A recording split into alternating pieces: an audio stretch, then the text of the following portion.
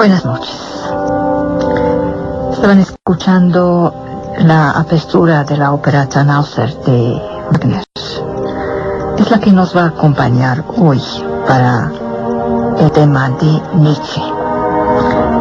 Escucharán más adelante un pedazo de la Bacchanal de la misma ópera y luego la muerte de Isolda. La interpretación es de Herbert von Karajan.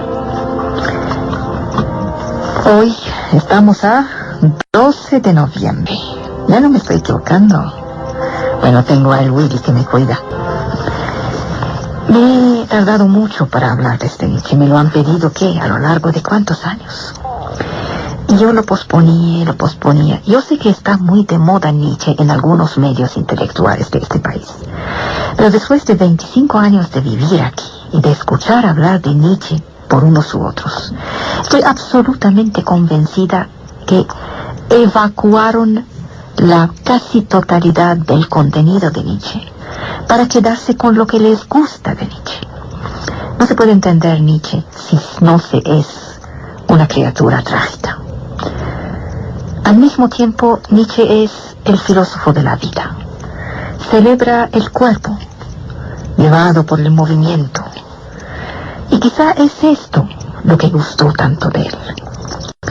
Se olvidaron que este es un hombre que ha sido revelado a sí mismo por la enfermedad. Él celebró el cuerpo contra aquel que desprecia el cuerpo, aquel que niega la vida. Nietzsche a veces propone una filosofía como martillo y libera de las ilusiones metafísicas, propone una estética de la existencia. Es un filósofo artista. Detestaba el periodismo, por ejemplo. Veía en el periodismo el espíritu de la masa, del rebaño. Y afirmaba que solo será verdaderamente leído y comprendido en el año 2000. Pues ya estamos en el año 2000. Hay en el mundo de Nietzsche la idea de que algo ha sido irremediablemente perdido. Y solo el arte permite soportar este abismo. Nietzsche instaura una estética de la nostalgia. Cuando Nietzsche adopta la filosofía, tiene 21 años. Y por supuesto no puede evitar a Schopenhauer. Pero es un mal alumno de Schopenhauer. Schopenhauer dice de la historia siempre lo mismo, pero de manera diferente. Eadem sed aliter. Los movimientos del corazón humano son siempre los mismos. Solo la ropa, el ropaje cambia. En las consideraciones inactuales, Nietzsche distingue tres formas de historia. Una es la historia monumental, que deja una huella que será visitada por la historia erudita. Así hablaba Zaratustra. Será una construcción trascendental de la historia. En cambio, Schopenhauer es el filósofo de la muerte. Nietzsche es el filósofo de la vida. Schopenhauer en un bosque en el otoño verá hojas muertas y todo el bosque se transforma en una oda fúnebre. En cambio, Nietzsche ve a la naturaleza que se va a regenerar. Es una filosofía solar combinada con la noche y con el fuego, una filosofía cósmica. Para Nietzsche, como para Schopenhauer, no hay una mala música moderna y una buena música antigua. Schopenhauer prefería Rossini a Mozart. Es aberrante. Para Nietzsche, la música hubiera podido reemplazar la metafísica. Nietzsche era un excelente músico, un pianista de lujo, un improvisador con talento y a la vez una personalidad muy dulce. Tenía la ilusión de un devenir que sería el sobrehombre, el surhombre. Y había en él un dualismo. La idea de hábitat, de casa, es muy clara en Schopenhauer. La casa de Schopenhauer es la tumba. la casa eterna. No hay tumba en Nietzsche. En un poema de juventud dice que la muerte es apenas concebible. Tenemos algunas nociones. La voluntad de potencia, o más bien la voluntad hacia la potencia, una vuelta de lo mismo. Ahí encontramos en Nietzsche la idea homérica de que todo hombre es vulnerable. Mire, después de haber sido el amigo de Wagner, rompe definitivamente con él en 1876. A partir de ese momento el tema de los Nibelungen se volvió para él algo infantil, que no tenía ni el sabor ni la fuerza del relato homérico. Para él Siegfried no es más que un Aquiles de cartón. Nietzsche era un buen helenista. No podía apreciar este rebajamiento del mito que veía en Wagner. Después de esta primera amistad entre los dos, Wagner no cambió. Es Nietzsche que cambió. Se puso a meditar sobre el alma griega, que evolucionó en profundidad. Y la relación entre ellos no pudo más que cambiar. Es tormenta en Wagner, es sutileza refinada en Nietzsche. Más tarde Nietzsche amará mucho a Bizet. Escogió el sur contra el norte. Escogió el Mediterráneo contra la germanidad. Grecia y las luces del Partenón contra el norte de Prusia y sus brumas. La música, decía, solo puede consolar de manera solitaria. Se vive en el interior. Procura una jubilación, la satisfacción de existir. ¿Por qué no trató de tener una carrera de músico? Porque era púdico. El verdadero artista es extraordinariamente impúdico y exhibicionista. Nietzsche es el menos alemán de los filósofos alemanes. En él hay la idea de fundación, la idea de un cierto saber que se ha terminado y que debe ser fundado. Nietzsche prefiere la música sureña. Su inspiración la saca de las fuentes del sur, la risa homérica, la noción de tragedia. De todos los filósofos alemanes es el más griego. Los filósofos alemanes privilegiaron la idea de sistema. Nietzsche se opone a eso por sus aforismas. El aforisma es muy misterioso en Nietzsche. Sueña de un ideal inmanente, accesible. Dirá que su ideal es el soldado prusiano, pero quién sabe. La estética de Nietzsche es medieval. Afeccionaba los valores de la caballería antigua. Ariana y el amor cortés. Así hablaba Zaratustra. La estética en Nietzsche es todo. Quiso reencontrar al mismo tiempo los valores homéricos y los valores irónicos.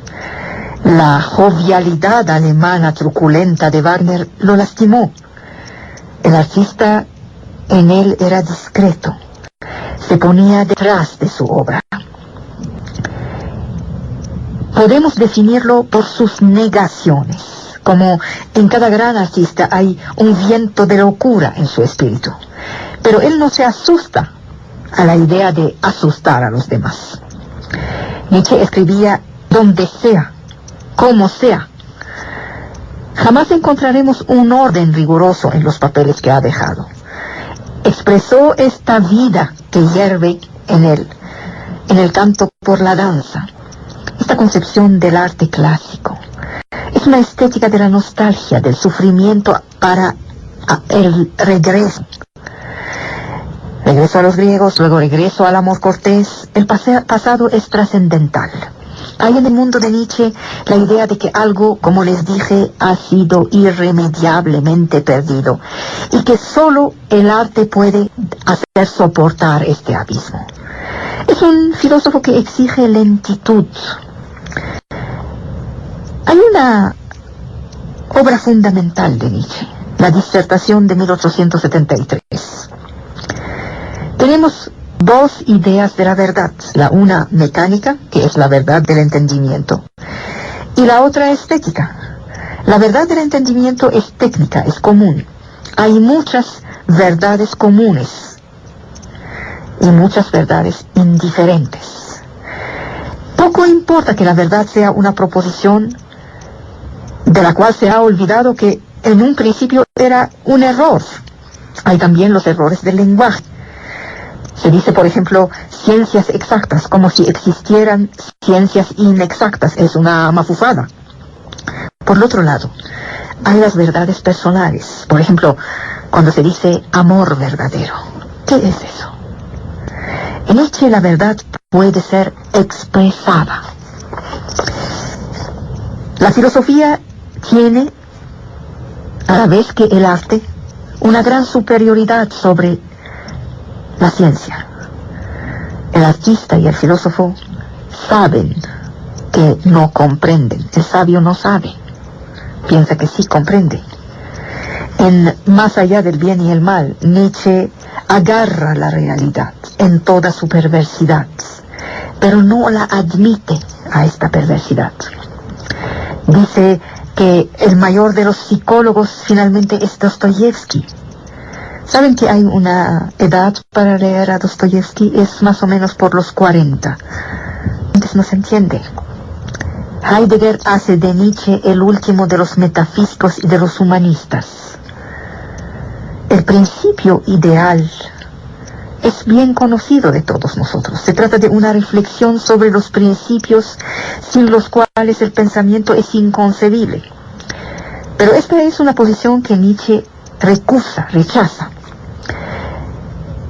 Entonces les voy a empezar por hacer un breve recuento de la vida de este hombre. Breve porque murió y murió mal. Nació en 1844, el 15 de octubre. Nació en un presbítero, el presbítero de Rocken. Su padre era un pastor. En 49 este padre muere, se tiene apenas 5 años.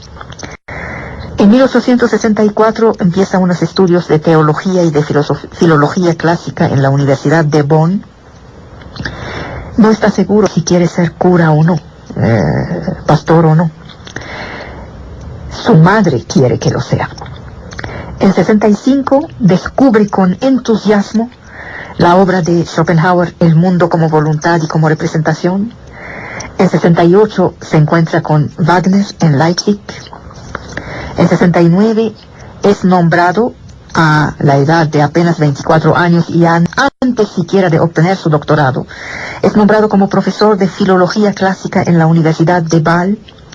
Se vuelve íntimo de Richard Wagner y de su esposa Cosima. Les visita mucho. Empieza sus trabajos sobre la tragedia. Renuncia a la nacionalidad prusiana y se declara apátrida hasta que muere, hasta que el fin de su vida. Es impresionante cuando uno vuelve a leer eso, recordar que los nazis lo han transformado en el cantor del nacionalismo alemán, cuando fue exactamente lo contrario. Los malentendidos de un autor son siempre trágicos, le hacen decir a uno exactamente lo contrario. En 1870 se pone voluntario para hacerla de enfermero durante la guerra franco-alemana. En 72 publica El nacimiento de la tragedia. Una polémica surge, se le reprocha de traicionar su vocación de filólogo para volverse filósofo y artista. Siempre pasa eso, los chiquititos, siempre le dicen a uno, traicionaste tu vocación de poeta al volverte novelista. Los novelistas le dicen a uno, traicionaste tu vocación de novelista al pintar un cuadro. Siempre uno es el traidor de algo. Bien, el 73. Primera consideración intempestiva. Segunda consideración intempestiva. 2 publicaciones. 74. Tercera consideración intempestiva. 75. Cuarta consideración intempestiva. La obra se completa. En 76 Es el año de la inauguración de Bayreuth, donde se darán las óperas de Wagner. Nietzsche va a la inauguración y sale del festival, porque siente muchas molestias psíquicas, somáticas. Rompe con Wagner. Ahí conoce a Paul Ré, obtiene un permiso para enfermedad de 1 año. Es la última vez que se encuentra con Wagner, ya no hay más relaciones. En 78 sale la primera parte de Humano demasiado humano, lo dedica a Voltaire. 79 la segunda parte del mismo libro. Se cree a punto de morir, presenta su renuncia a la Universidad de Bâle. A partir de ese momento sacará sus ingresos de una muy modesta pensión. Hasta el final de su vida vivirá a lo chiquitito. Y empieza una vida de paseo, de viajes, de errancia, buscando un clima templado. En 81 publica Aurora y los pensamientos sobre los prejuicios morales. Escucha a la Carmen de Bizet y se vuelve loco por la obra. En 82 publica los 4 primeros libros del Alegre Saber. Este mismo año conoce a la mujer de su vida, Luz Salomé. Se enamora como loco, pero ella no lo ama.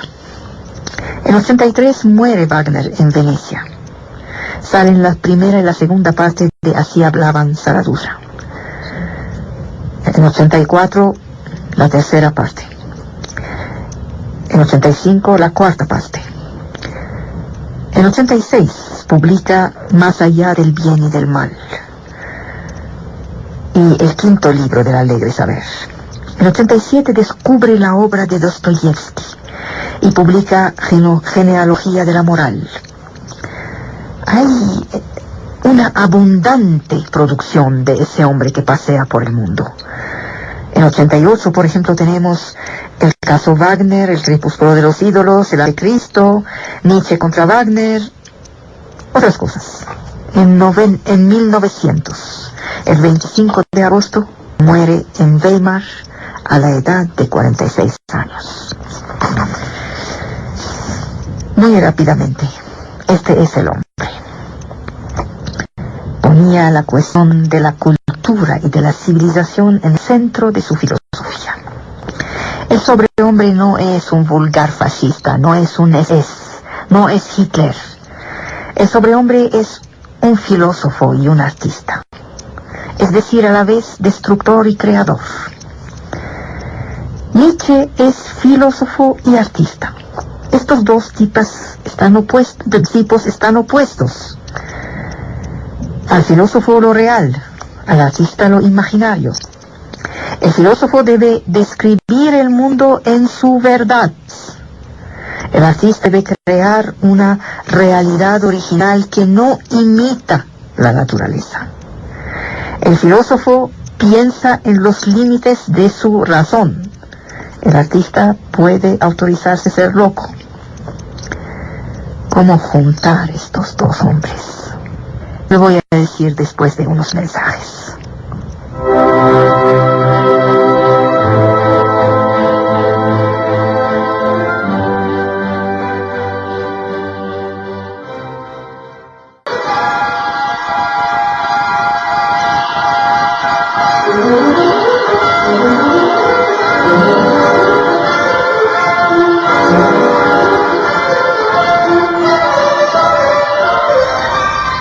El pensamiento de Nietzsche fue durante mucho tiempo aprehendido como literatura, sin lógica.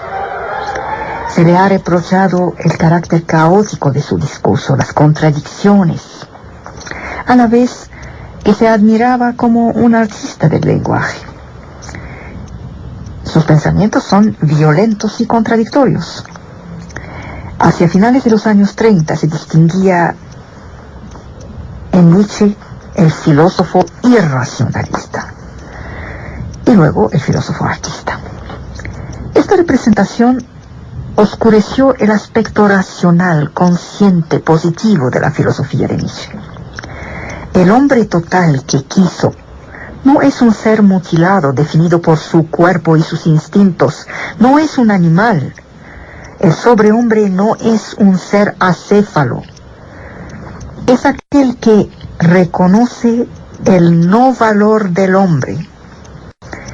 Accede a la plena conciencia de su soberanía sobre el mundo a partir de esta autocrítica radical.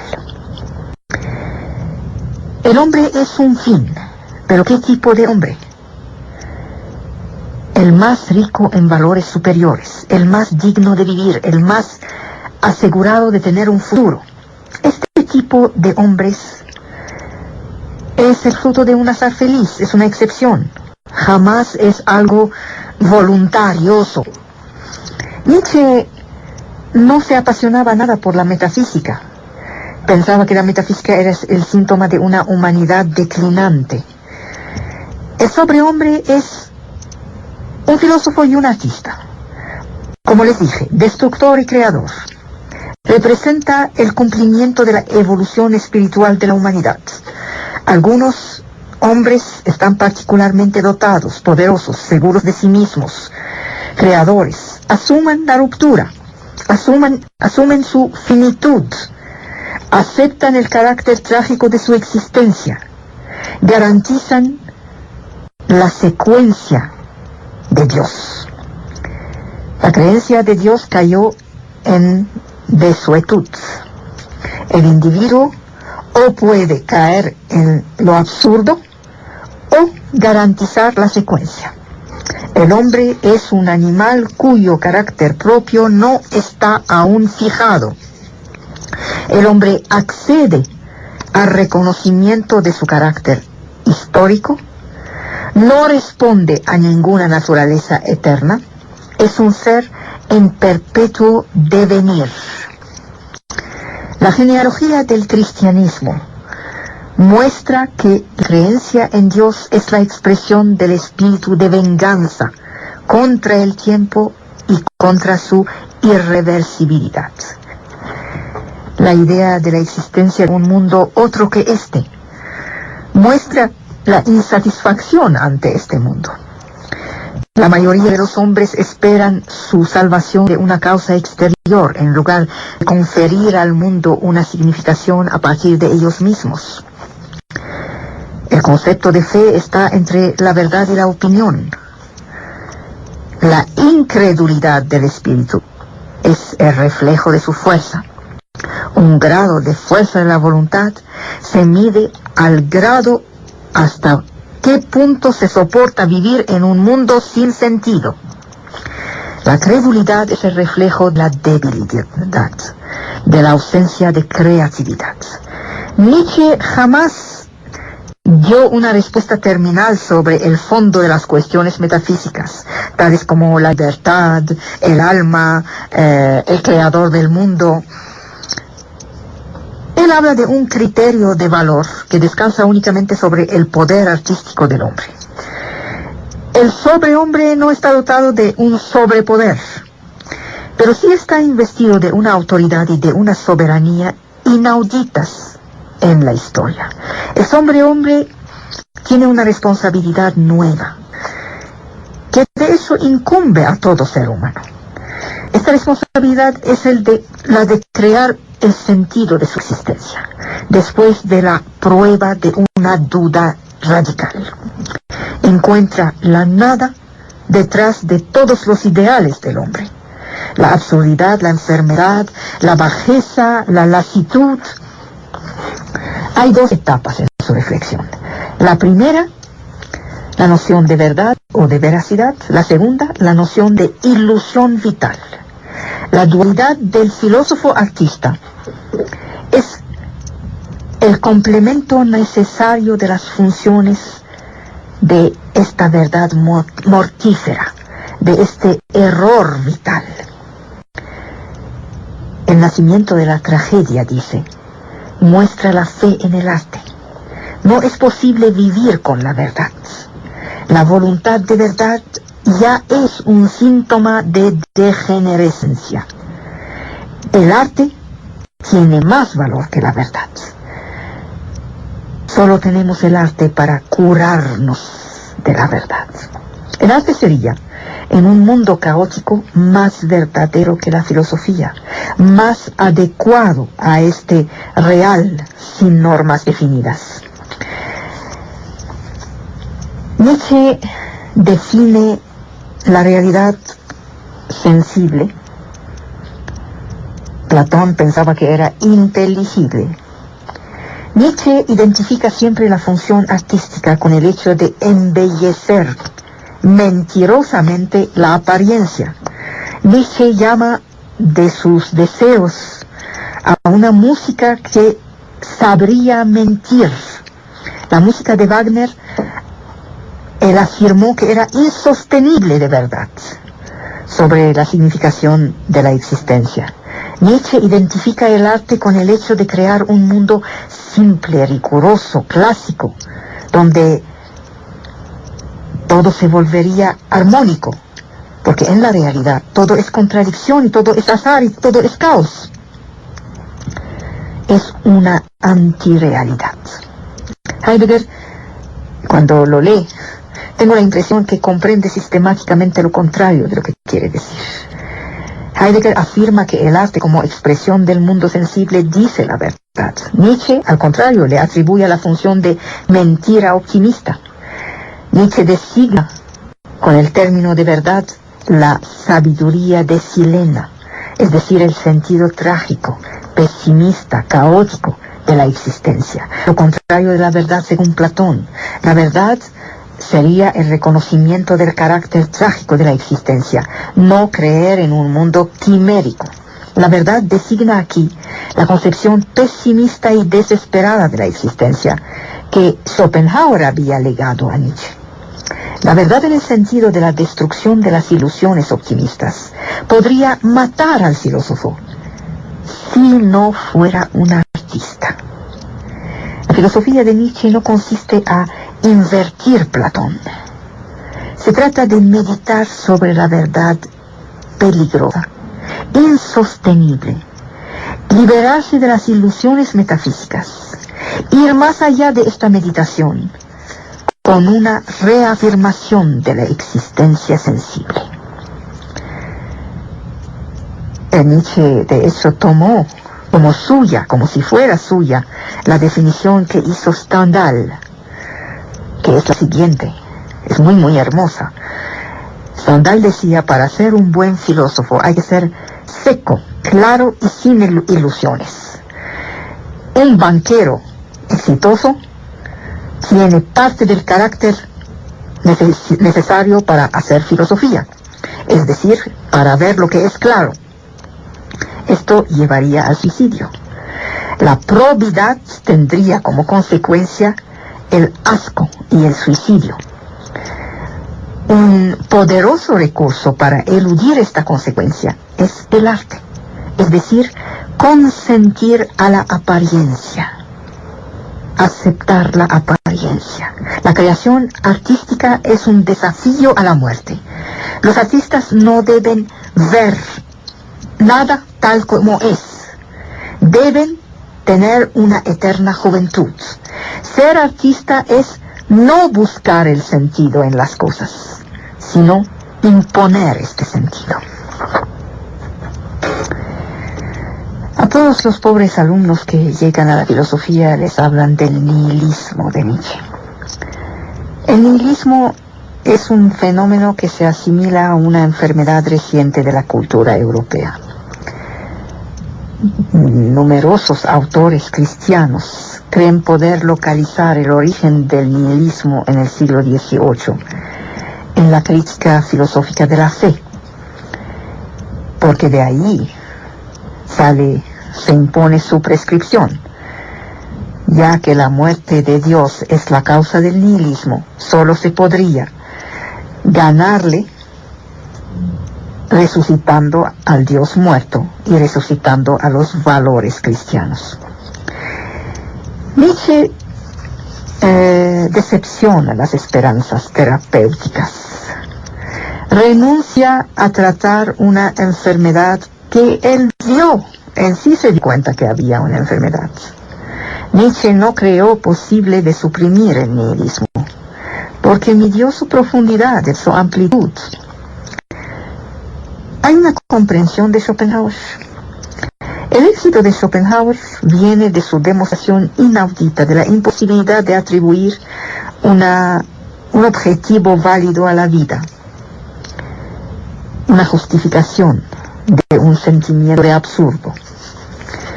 Hay una despreciación de la vida.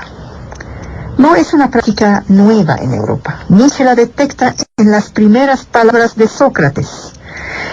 La detecta en el martirio de Cristo.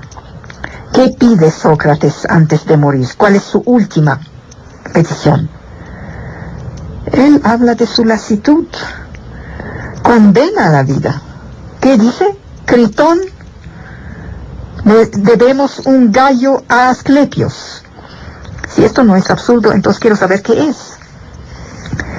Para Nietzsche, el Dios en la cruz es una maldición de la vida. El cristianismo dice no a la vida. Los que salva son aquellos que huyen del mundo. El símbolo cristiano por excelencia es un viático para el más allá. Esta lectura de los mensajes socrático y cristiano que construyen nuestra cultura significan que el nihilismo no es un estado provisorio de cansancio, es la lógica misma de la cultura, de la historia occidental en su conjunto. Nietzsche invita a la vigilancia hacia estos expedientes regularmente propuestos para ganarle al nihilismo. Los ideólogos del progreso prometen el advenimiento de un hombre completo. El mundo tal y como no debe de ser. El mundo tal como no existe. Él soporta vivir en un mundo desprovisto de sentido. ¿Acaso el hombre es hombre mayúsculo, terminado, acabado?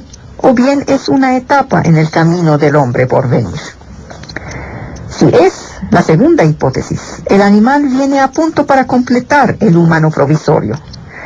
Esta animalidad intermediaria toma su lugar entre el hombre bajo y el hombre elevado. Se fijaron, para los que leyeron a Zaratustra, que Nietzsche lo rodea de animales. Zaratustra es el hombre de los valores revertidos. Los animales se manifiestan en el desierto humano, caricaturizan al hombre. Llamamos perro a lo peor de lo que hay en el hombre. Schopenhauer legó su fortuna a su perro. Hemos hecho el camino desde el gusano hasta el hombre. O bien, hay unas cosas en nosotros que aún son gusano. La cuestión es de la naturaleza educativa. Se trata de mostrar que los tiempos modernos ya no saben hacer hombres dignos de este nombre. El animal en Nietzsche tiene una carga alegórica. Intervienen las virtudes animales como recetas educativas. Hay todo un mundo zoológico que rodea los animales de Zaratustra, que le hacen compañía. No lo educan, hacen de él una humanidad entera, capaz de resistir a la atmósfera irrespirable de los contemporáneos. Ayudado por los animales que lo siguen, Zaratustra se vuelve un prototipo de la humanidad, no a la manera de los hombres de hoy, estas basuras, como dice Nietzsche. Él y sus animales, esta humanidad que forman, anuncian el sobrehumano. La animalidad se vuelve seria, se vuelve microcosmo. Zaratustra en el origen estaba solo, descendió solo de su montaña y no encontró a nadie. Esto viene del prólogo. La primera compañía que se da es la de un cadáver, el cadáver de un bailarín sobre cuerda. Los primeros encuentros que hace son el águila y la serpiente. es decir, orgullo y el discernimiento. El espíritu viene a Zaratustra a través de esta compañía. La ave, del pájaro, le viene su independencia. De la serpiente le viene la prudencia y la inteligencia. Entonces el animal hace compañía y educa. Luego hay que cumplir con las metamorfosis. El camello, el león constituyen una nueva alegoría. El camello es un animal que carga, se pone de rodillas, está rebajado. El león se vuelve orgullo. Luego será como un niño inocente. Atraviesa las figuras de la animalidad. Encuentra una vaca, un perro, un toro blanco, moscas en el mercado, insectos, un burro. Para Nietzsche lo que vive es, estos vivos que son los animales participan de la vida, se definen por esto, la vida. El apetito de ser no está recortado, mutilado. Schopenhauer definía los animales como voluntades sin la fuerza hipócrita de la representación. En cuanto a la potencia, está ya en el arte de crear, de dar la forma al caos.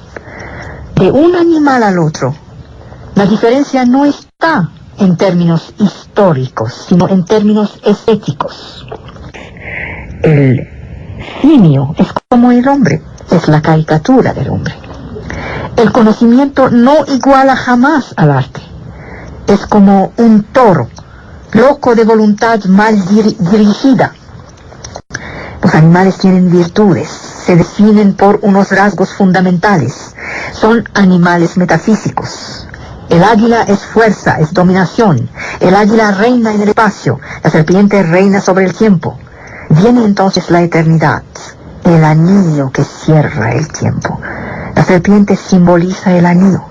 Ambos, águila y serpiente, componen juntos la voluntad de potencia y de eterno regreso. Mensajes, vuelvo.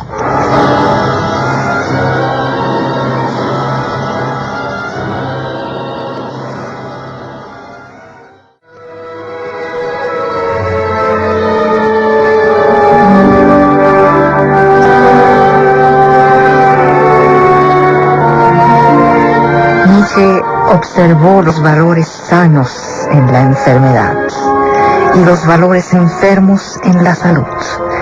En Más allá del bien y del mal, escribe: he descubierto que toda gran filosofía ha sido la confesión de su autor. Define el filósofo como un artista sin talento artístico. Rechaza, niega al texto filosófico el pertenecer al campo de los juicios verdaderos o falsos, de la verdad. Está más cercano del trabajo poético que del trabajo conceptual. La filosofía expresa evaluaciones, no juicios de hecho. El filósofo es un médico. Así es como se designa a él mismo. El recurso a la biografía se hace para aclarar los principios. Nietzsche denuncia las frustraciones, los desequilibrios que pretenden ser objetividad. Su manera de acercarse a las filosofías las debe, de hecho, a su propia enfermedad. El cristianismo con sus ideales ascéticos es una enfermedad. Schopenhauer, Wagner son enfermos. Wagner es un neurótico. Lo que nos procura la enfermedad es un deseo de salud ardiente. Por lo tanto, la enfermedad puede ser un estimulante de la vida. Todo lo que no me mata me vuelve más fuerte, dice en El crepúsculo de los ídolos. Pero no hay que ser mórbido. Su obra es un breviario de buena salud. Enumera las reglas higiénicas: alimentación ligera, variada, clima, lugar. El genio tiene por condición el aire seco, dice, el cielo descubierto, y también lo que rodea, Hay que alejar todo lo que es hostil, quedarse sentado lo menos posible, dormir mucho, frecuentar lo menos posible a los médicos y practicar el olvido. La gran salud puede incluir todas las enfermedades, como el placer puede incluir el sufrimiento. Para llegar a esta gran salud, Nietzsche preconiza escuchar músicas tónicas, Mozart, Rossini, Bizet, Offenbach, que estimulan. Mozart, por ejemplo, dice que tiene el espíritu con sol, con alegría solar, una tierna ligereza. Ningún músico, dice Nietzsche de Mozart, ningún músico ha sido penetrado del vacío de la vida y ha expresado tal ganas de vivir. En Mozart todo está perdido y todo está ganado simultáneamente. Lo mismo que para Nietzsche. El horror de la vida y la éxtasis de la vida se confunden. Decía en El crepúsculo de los ídolos, sin la música la vida sería un error. Y agregaba a esa música la necesidad de la fiesta. Una fiesta en compañía de Zaratustra bastó para enseñarme a amar la tierra. La fiesta no perdona, no olvida, pero tiene el privilegio de la borrachera. La adecuación provisoria del hombre consigo mismo, con su ausencia de destino. En esta falta, en este agujero del pensamiento, se siente la alegría, la felicidad de existir. La música y la fiesta constituyen momentos de jubilación en una vida que solo es tragedia. Nietzsche murió loco en un sanatorio y se ha considerado que esta locura había sido inducida por la sífilis. En 1889 Nietzsche se vuelve loco, llora. A partir de este momento su existencia se ha cortado de todo y de todos. Condena a Alemania, su emperador, el espíritu clerical judío, el catolicismo. Quiere ser un hombre nuevo en un mundo nuevo. Nada permite explicar la locura de Nietzsche. Me pregunto si uno puede volverse loco de dolor. En una carta del verano de 1888, Nietzsche expresa su soledad intelectual. El tono general de la carta es de desesperanza y es de una lucidez extraordinaria. La hermana de Nietzsche, luego los nazis, hicieron un uso abominable de su pensamiento. Toda la obra de Nietzsche podría ser analizada oponiendo el rigor del verbo de Kant a este estallido de la vida que hay en Nietzsche. La vida bajo su forma la más violenta. Saben, aún no sabemos nada de la significancia, del significado, del lenguaje de los locos. Pero quizá lo sabremos algún día. ¿Qué quieren decirnos? Las explicaciones médicas son sumarias. Dan cuenta de este evento mayor de la vida que es la locura. Pero no saben de qué están hablando. Cuando la medicina no tiene nada que decir, debe callarse o confesar su ignorancia.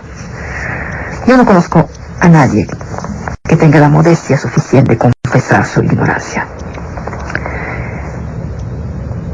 Flaubert decía, solo se puede pensar y escribir sentado. Nietzsche lo llamó culo de plomo. Dijo que esto era un pecado contra el espíritu. Cuando se lee a Nietzsche, se nota la violencia. Es impresionante. Yo pensaba que yo era violenta. Salgo como una perita en dulce frente a eso. Decía, solo los pensamientos que se hacen cuando uno camina valen algo. Culo de plomo, el pobre Flaubert, lo condena de esta manera. Nietzsche se opone al odio por la vida de los curas, de los metafísicos, de Sócrates. Este odio a la vida es el odio del cuerpo. el cuerpo encarcelado, el cuerpo amo del error. Todos los pensadores anteriores habían hablado del cuerpo como el gran enemigo. Platón, Descartes, Pascal. Solo lo toleran porque cuando se hace muy discreto, dejando su lugar al espíritu triunfador. Este pensador sentado a su mesa de trabajo parece haber escapado de su cuerpo. Este justamente es el tipo que Nietzsche detesta. Este que niega el valor de la vida, este triste resentido. Caminar es pensar. Un cuerpo debe liberar su potencia. La actividad del cuerpo es superior a la conciencia. Hay que aprender a pensar como se aprende a bailar. El conocimiento es el simple medio subordinado a la vida. Nietzsche lamenta que Kant continúa a sobrevaluar la facultad de juzgar. Quiere descubrir, inventar nuevas posibilidades de vida. Jamás el pensamiento piensa solo cuando está ocupado por las fuerzas de resentimiento. El pensamiento es inactivo, el pensamiento no es una facultad, es un evento. El pensamiento está trabado por la religión, por el Estado, por la imbecilidad, por la bajeza. Hay alegría del saber. Esto supone una violencia que debe ser ejercida contra el tiempo.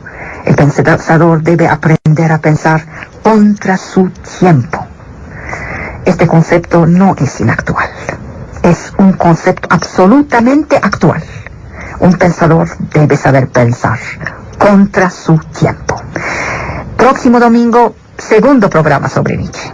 Les doy cita y les doy cita también para el miércoles para otro áncora.